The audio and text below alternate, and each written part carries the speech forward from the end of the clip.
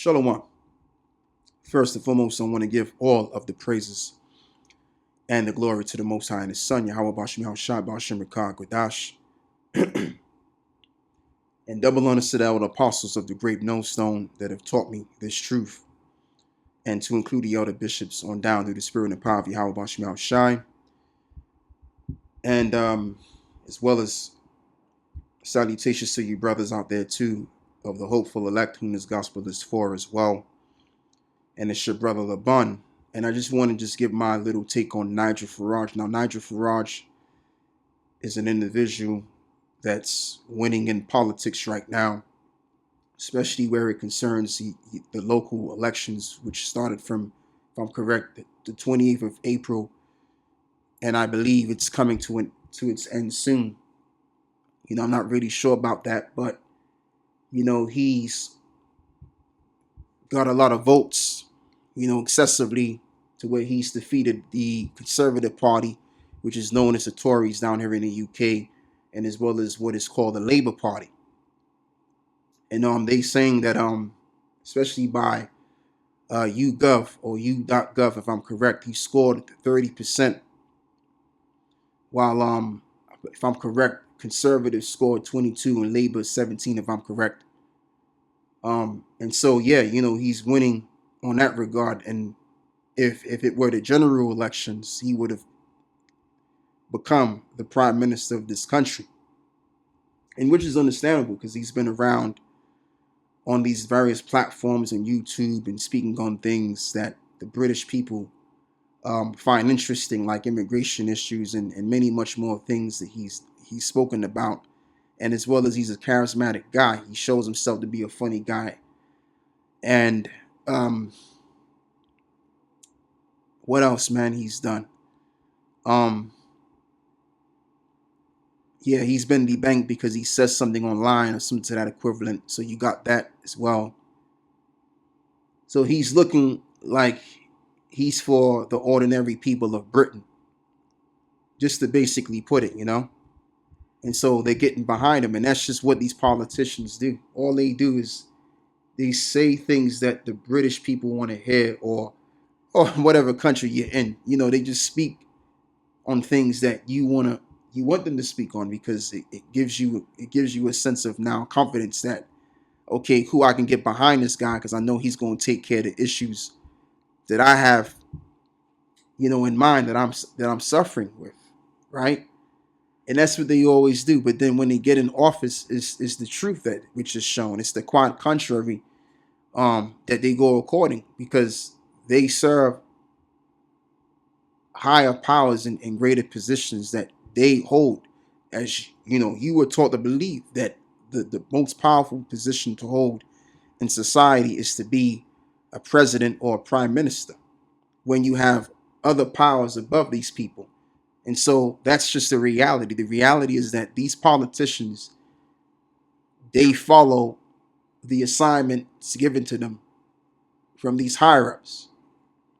Okay, so they send these politicians to you people, and so that they market themselves like they're for the interest of you, and just so that they can use con man tactics, steer your confidence so that you can get behind them, even on towards the presented time when they need you to vote them in office. And when they get into office, now they're going to play, let me just even say it differently, they're going to dance to the tune of those that have, sent them,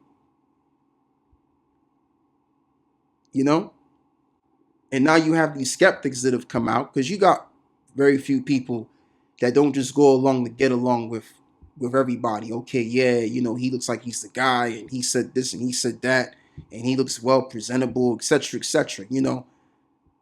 Simple people, for the most part, look at the simple things, and they get overtaken by that. But then you have people that actually analyze things more so. And so what I found out is that Nigel Farage, what he wants to do is he wants to turn the NHS, which stands for the National Health Services, which by taxpayers' money, if you need to get an operation on something, it's free, because the taxpayers' money goes towards that, But what he wants to do is he wants to change that. And as well as he said on the X, he said, look, if you vote for me or vote reform, which that's the party he holds, which is also known as the Brexit Party, since 2019, he said, look, if you want a hip replacement, you're gonna have to pay 15,000 for that. And that's a lot of money that the British people don't have at all. All right. So again, when these people get into office, they're going to do the exact quite contrary to what they said that they're going to do.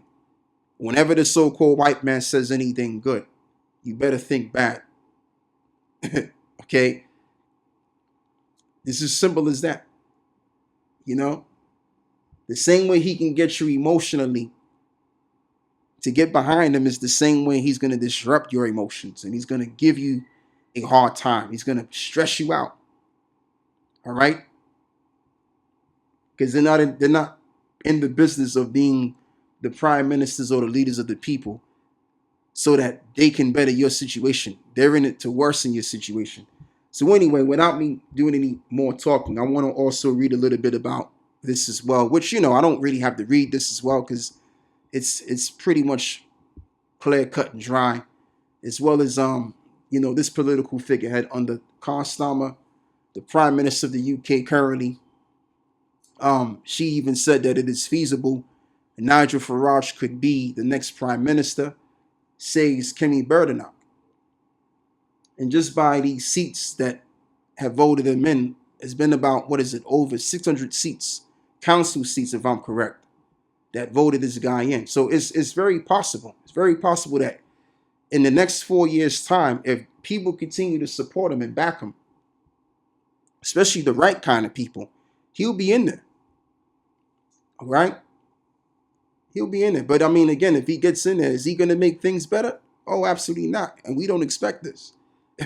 All right? We, the Israelites that believe in this truth, we don't expect better to come out of this world. We expect the absolute worst. And guess what's happening? It's already happening right before our eyes. This society is getting worse and worse and worse. And it doesn't matter what prime minister gets in office. Because guess what? Another thing, all of these prime ministers all around the world and these presidents, they all serve the bankers. And the bankers have an agenda. And being that they're the greater powers, their agenda is gonna be more in effect. Another thing too, with the powers that be want is what the Lord wants. So that's what's ultimate. All right. So yeah, that's pretty much that right there. So now I want to read this as well. Farage calls for end to funding NHS through taxes, but fails to say how it should be paid for. He don't need to say it no more. He don't already said it. This is what he said, which I've already explained already anyway, but let it come from the horse's mouth. Let's play this video. Vote reform, and they'll charge you 15 grand for a hip replacement.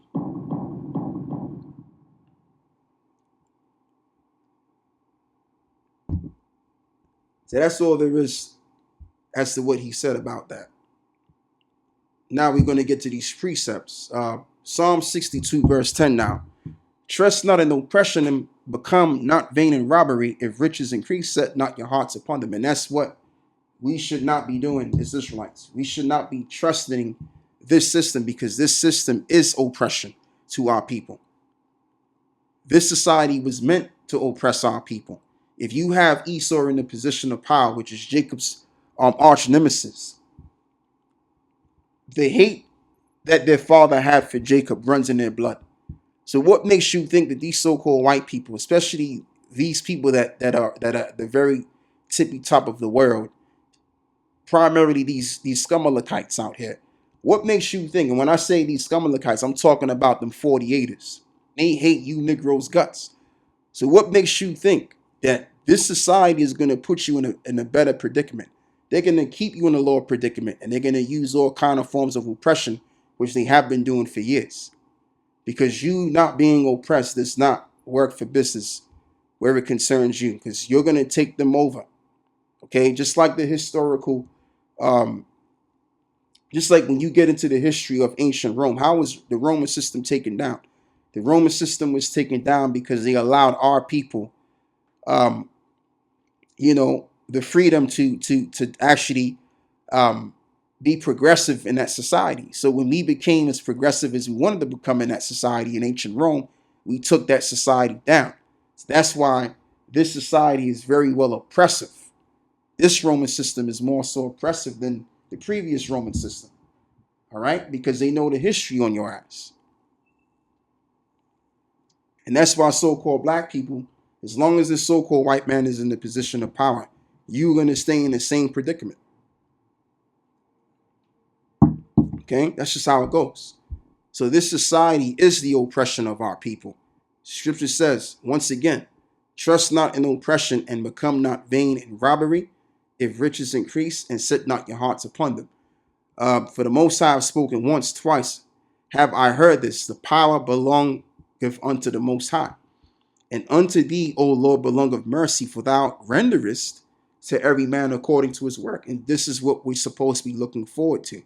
We're supposed to be expecting the mercies from the Lord. The heritage of the Israelite man is to serve the Lord, not to serve anyone's interest for the sake of the betterment of you. The Lord is for your betterment. The Most High, yes, he's the one that brought these plagues upon us, brought all of these curses, let me use that term instead, upon us as a people. But that was because of our iniquities. All right? So right now, we're being punished under these other nations. So the one that has sent this punishment upon us is the only one that can pull back this punishment. Case in point, let me give an analogy, right? Let me just make up an analogy. Let's just say you have a best friend, man, and your friend don't agree with you getting spanked by your father. Can your best friend do anything about that? He can't do nothing about that. All right? If other kids find out and they have a disagreement of that, they listen, there's nothing they can do about it. Okay? Your friends can't do shit about that.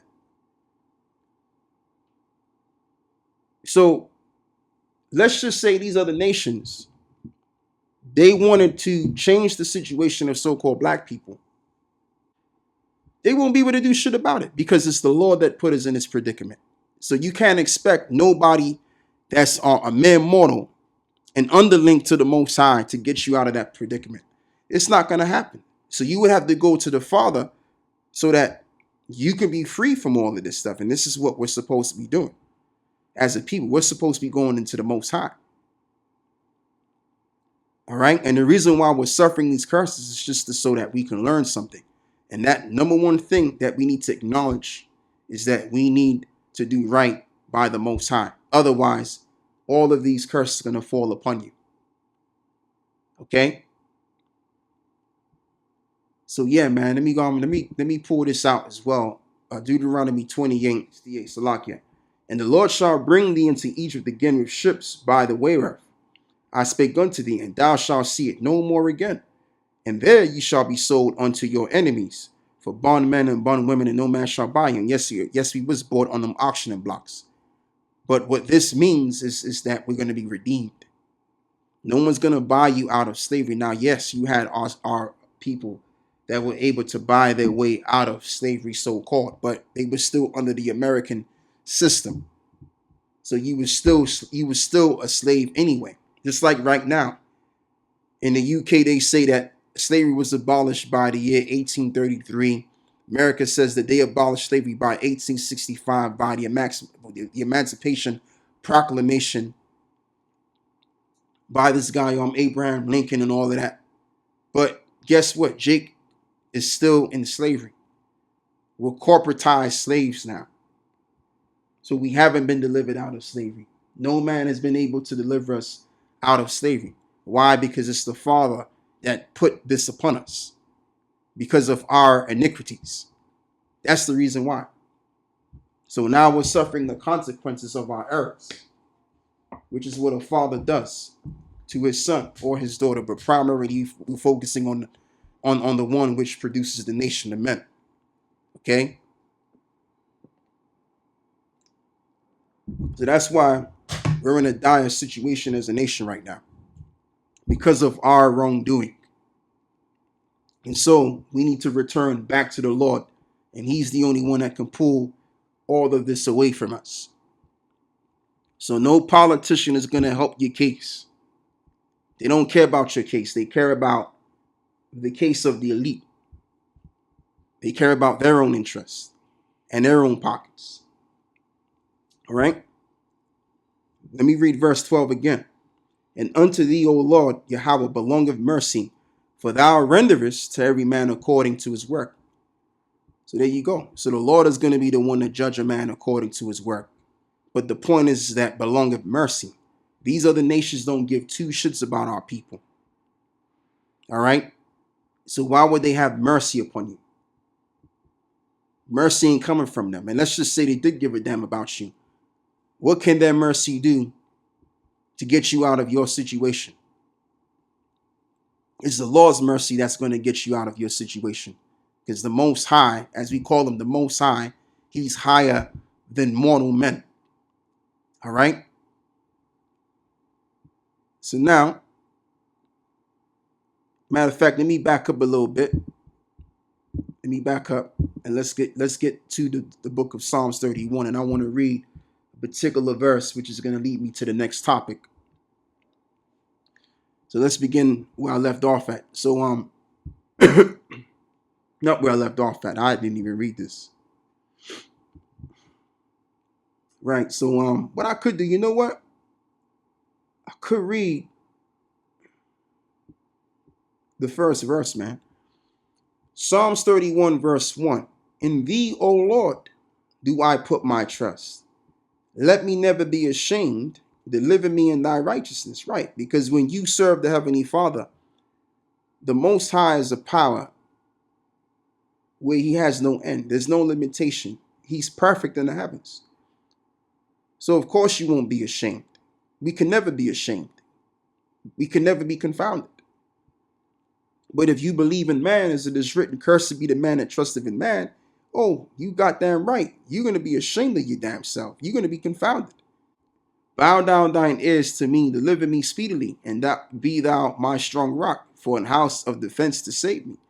For thou art my rock and my fortress, and therefore for thy name's sake, lead me and guide me. Pull me out of the net that they have laid privately for me, for thou art my strength. Into thine hand I commit my spirit, and thou hast redeemed me, O Lord, power of truth. See? So again, the men of the Lord always knew, the children of Israel that were enlightened, which became men of the Lord, to know that the Most High is the only one that can bring redemption. Okay? That can bring deliverance. So King David, he didn't call the no, he wasn't praying to no man. He was praying to the Lord. So that's what we supposed to be doing. We supposed to be in like manner, praying unto the Lord, looking for the Lord's deliverance, not for no damn politician to deliver you, because a politician can't even deliver himself from the clutches of the powers that be that he serves. All right. I have hated them, and this is the point, that regard lying vanities, but I trust in the Lord. So if you believe in this world, then you take in high regard the lying vanities of this world. You allow your politicians and people who you think are the supremacy of you to lie to you, lead you to the road or the highway to hell. I will be glad and rejoice in thy mercy, for thou hast considered my trouble, and thou hast known my soul in adversity. Absolutely. It's the Lord that knows our adversity, because he put us in the state of adversity. And therefore, when it's all said and done, at the end thereof, when the opportune time is, he will consider our troubles. All right? And has not shut me up into the hand of the enemy. And thou hast set my feet in a large room, and that large room is the kingdom. So in order for us to get to the kingdom, we got to go through what we have to go through to get to the kingdom. Have mercy upon me, O Lord Yahweh, for I am in trouble, and my eyes is consumed with grief, yea, my soul and my belly. For my life is spent with grief, and my years with sighing. My strength faileth because of mine iniquity, and my bones are consumed. And this is the state of affairs of Israel, the true Israel, you so-called blacks, Latinos, and Native American Indians. So when David was crying in his prayer, this is the estate that we would be in like manner. So we wouldn't cry to our politicians for help, for the betterment of our lives, but rather we would cry unto the Lord. Because a man ain't gonna do diddly squat to save you. You know, men out here trying to save their own asses, man. They ain't got time to be trying to save you. Anyway, yeah, so just like it reads over here, right? For my bones, as he reads, or as he says, and my bones are consumed. And again, when David mentioned his bones, this also represented the nation of Israel too. As it is written in the book of 1 Chronicles 11 and verse 1. Then all Israel gathered themselves to David unto Hebron, saying, behold, we are thy bones and thy flesh. Absolutely, because King David goes all the way back to Jacob, which Jacob progenited the 12 patriarchs. Which leads me to the topic of the dry bones in the valley. Verse 1 in Ezekiel 37, the vision of the valley of dry bones.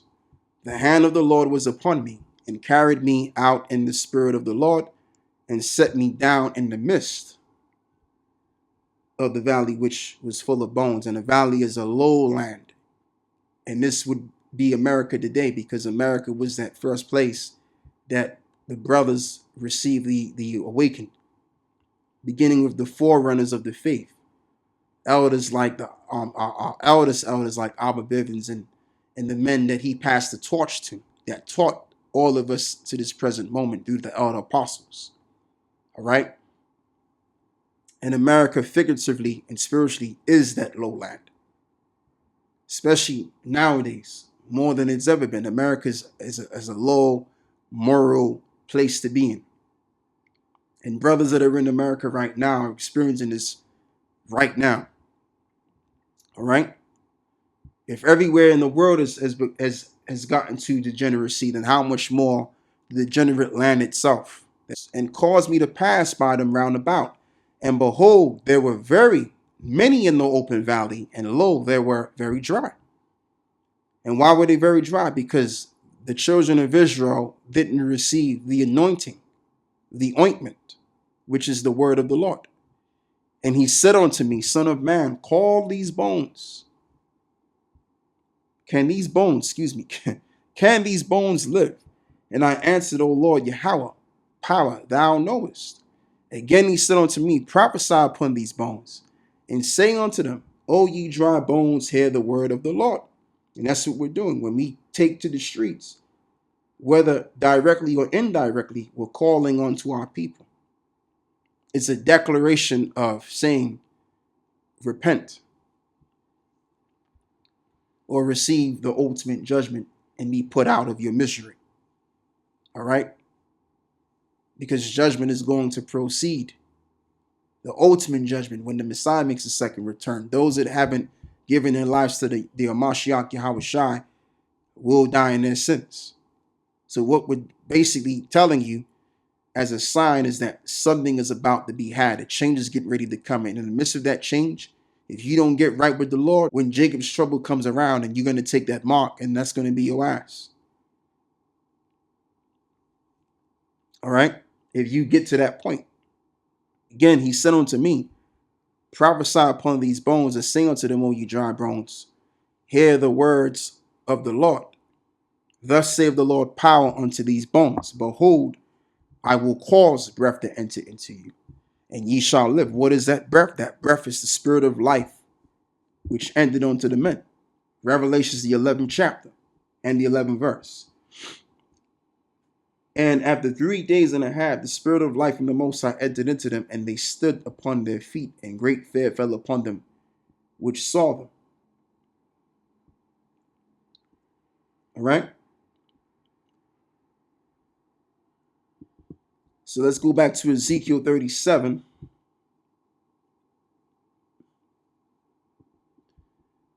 And let's read verse 6. And I will lay sinews upon you, and I will bring up flesh upon you, and cover you with skin, and put breath in you, and ye shall live, and ye shall know that I am the Lord Yahweh. And yes, we surely do know this. So I prophesied, and I was commanded. And as I prophesied, there was a noise. And behold, a shaking, and the bones came together, bone to his bone, which represents the 12 tribes of Israel coming together. So instead of that wall that was between us, that wall would be broken. And it was all through the word that we gathered together. And now we see eye to eye, and we have a common belief. And the common belief now is the fact that we know, as we have faith to believe, as well as we do know, that we're the children of Israel, and we are brothers. Okay? We are a nation. And when I beheld, lo, the sinews and the flesh came up upon them, and the skin covered them above, but there was no breath in them. And this is referring to camps out there that may have the knowledge, and they project the knowledge. They show that they know what they're talking about, right? But what they don't have is the spirit of what they're talking about. And that's the key ingredient that you need.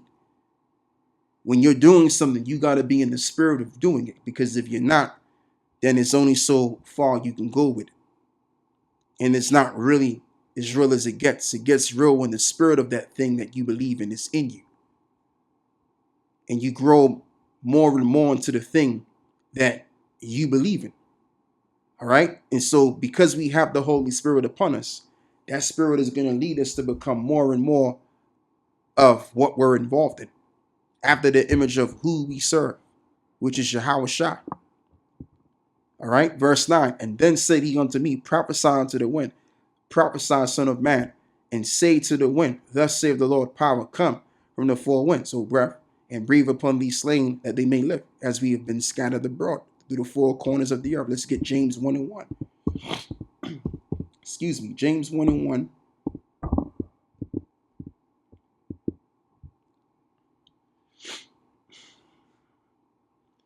James, a servant of the Most High and of the Lord Yahweh Shai, the anointed, to the 12 tribes which are scattered abroad, in greetings. Right. So that's who's been scattered abroad. That's what the four winds is talking about. The four winds is talking about us being scattered through it.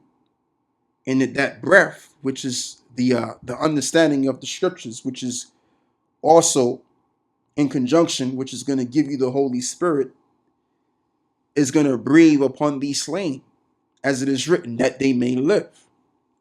All right. And the elect are going to be the ones to obtain this truth, and so that the rest will blind. So when you see the men on the streets calling to their fellows through reading scripture and showing themselves with the robes on, again, that's going to influence those that this truth belongs to get into it. So now let's continue to read.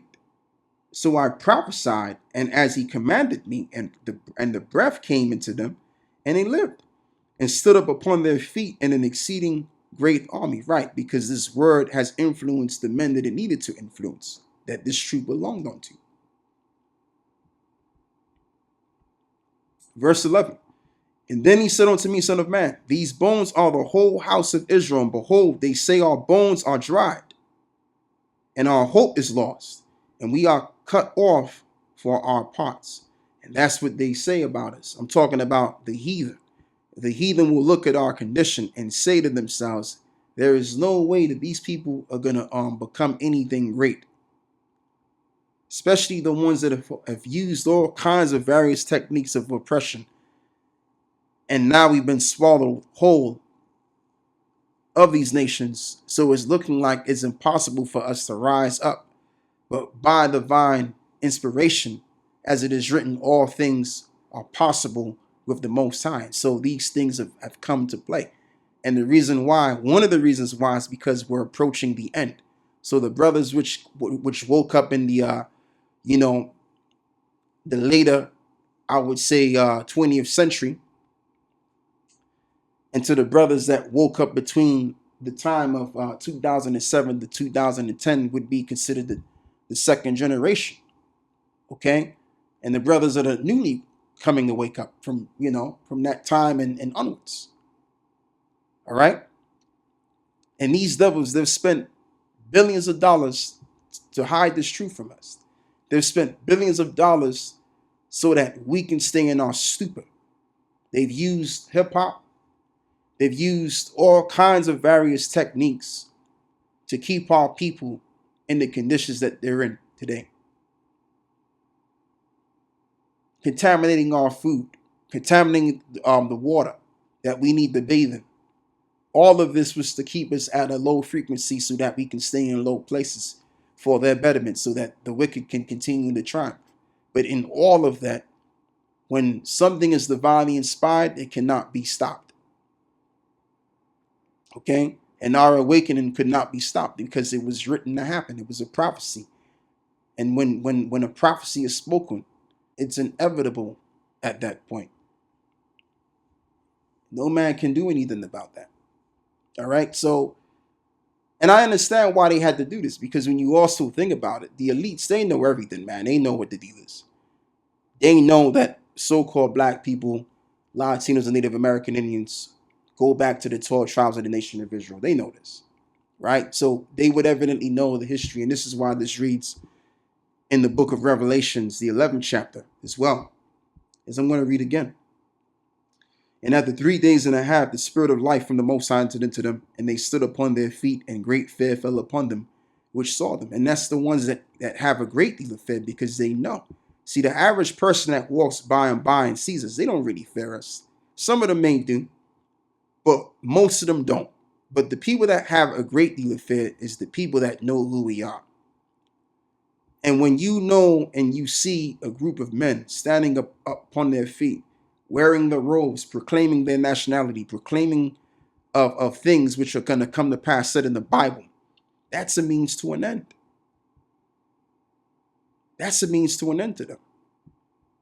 So again, this is another reason why they've used various techniques to keep our people down, so that we don't get to the point of being a prophet.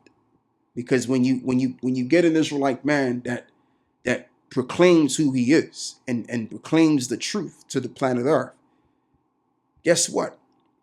That in itself is going to change things all around the planet Earth. That's going to emit a frequency, and that frequency is going to shatter this world spiritually. And this is what's happening right now.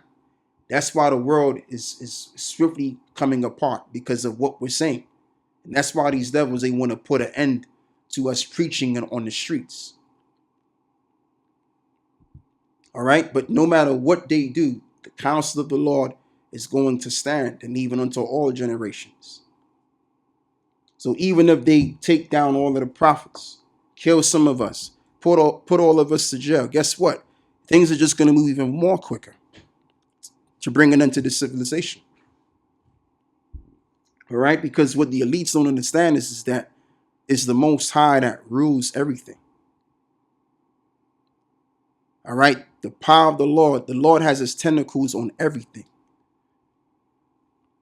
All right. So there's nothing that these devils can do. The reason why we've been awakened is because it's been done by the inspiration of the Most High. So if something has been inspired to happen by the Most High, again, can't nobody do anything about that. It is what it is.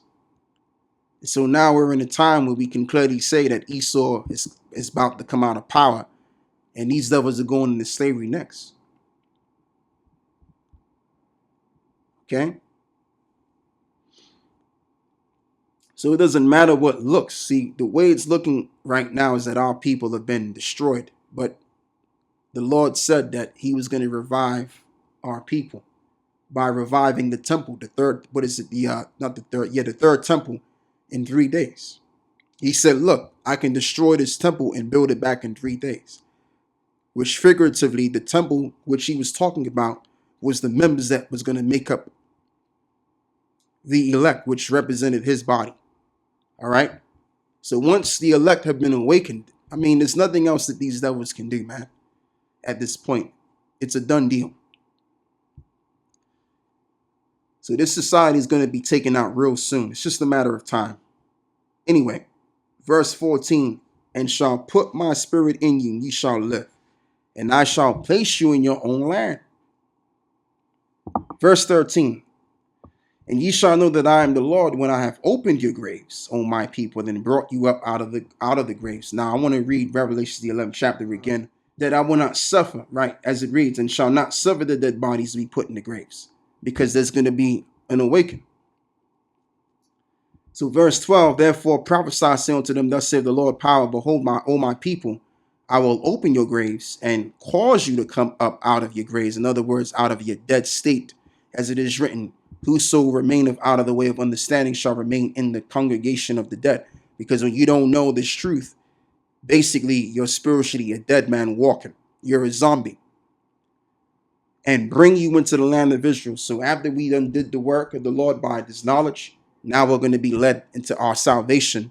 And through our salvation, we're going to return back to the Holy Land. And ye shall know that I am the Lord, when I have opened your graves, O my people, and brought you up out of your graves, and shall put my spirit in you, right? And ye shall live, and I shall place you in your own land, and then shall you know that I, the Lord, have spoken it, and performed it, saith the Lord. And the word of the Lord came again unto me, saying, moreover, thou son of man, take thee one stick, and write it upon it for Judah, and for the children of Israel his companions, and take another stick, and write it upon it.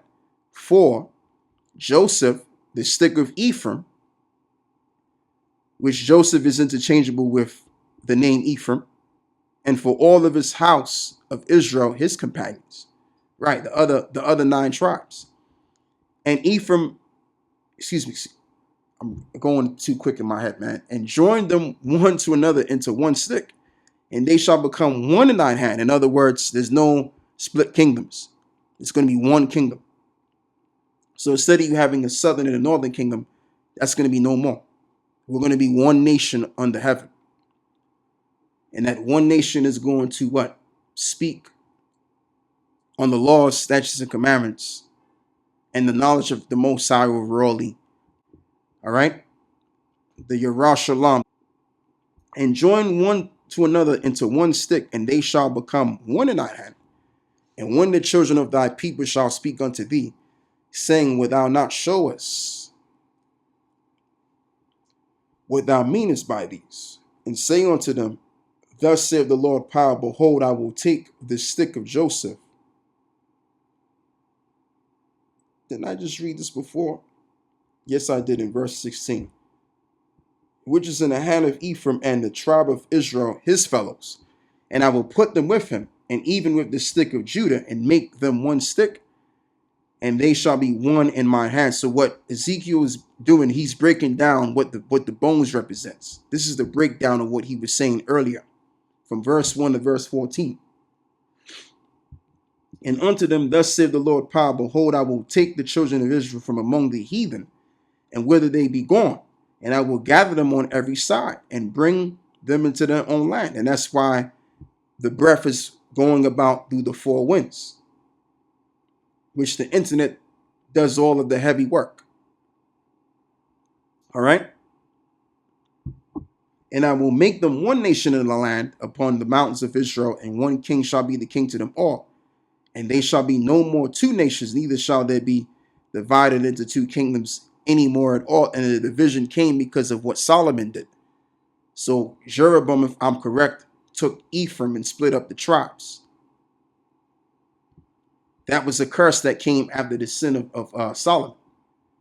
But see, what's happening now, by the same one which divided the tribes based on his sin, is the same one by the word, as he's known as the word of the Lord. And if we believed on him, we would come together as one. So right now, prophecy has already been fulfilled by us coming together as a one unit. So-called blacks, Latinos, and Native American Indians. We're no longer different. We no longer see things from a different perspective. We no longer have a disagreement. There's no wall between us. That wall of how can I put this, man? The wall of differences have been broken. The wall that has divided us has been broken apart so that we can come together as one. All right? And I will make them one nation in the land upon the mountains of Israel. And one king shall be king to them all, and they shall be no more two nations, neither shall they divide into two kingdoms and any more at all. Neither shall they defile themselves any more with their idols, nor with their detestable things, nor with any of their transgressions.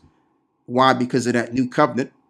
But I will save them out of all of their dwelling places wherein they have sinned, and I will cleanse them, and so shall they be my people, and then I will be their power.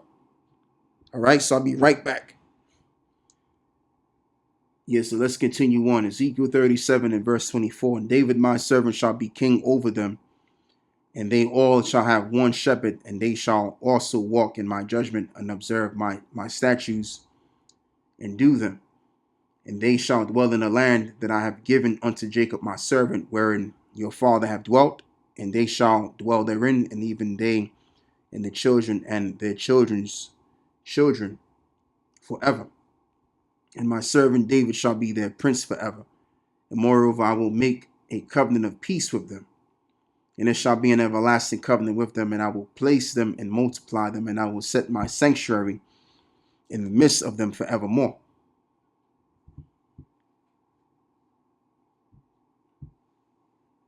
And my tabernacle also shall be with them. Yea, I will be their power, and they shall be my people. And the heathen shall know that I am the Lord. Do sanctify Israel with my sanctuary, and shall be in the midst of them forevermore. So there you go. So that's the agenda of the Lord eventually.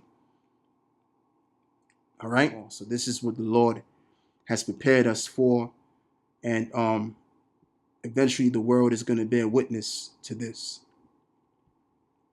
that we are the Israelites, and we're going to be in the Holy Land once again. The kingdom of heaven is going to be established. So once again, as I'm going to say, this is why we've been awakened to this truth, because all of what I just read from 24 to verse 28 is going to happen. Okay, from from verse 1 to verse 14 has already happened. No, from verse 23, and then from 24 to verse 28 is going to happen next. Okay, so the kingdom of heaven is going to be established, man. That's why we've awakened, despite the fact that Esau has created all kinds of techniques to prevent that from happening. But again, divine inspiration is above all. So all things are possible, and it was possible that we've awakened from our dead state. So all I want to say is, on that, I want to give all of the praises and the glory to the Most High and His Son, Yahweh Bashmi Al-Shai Bashim Rakah Kodash, and double honors to the elder apostles of the great millstone. With that, I'm going to close, and I say Shalom.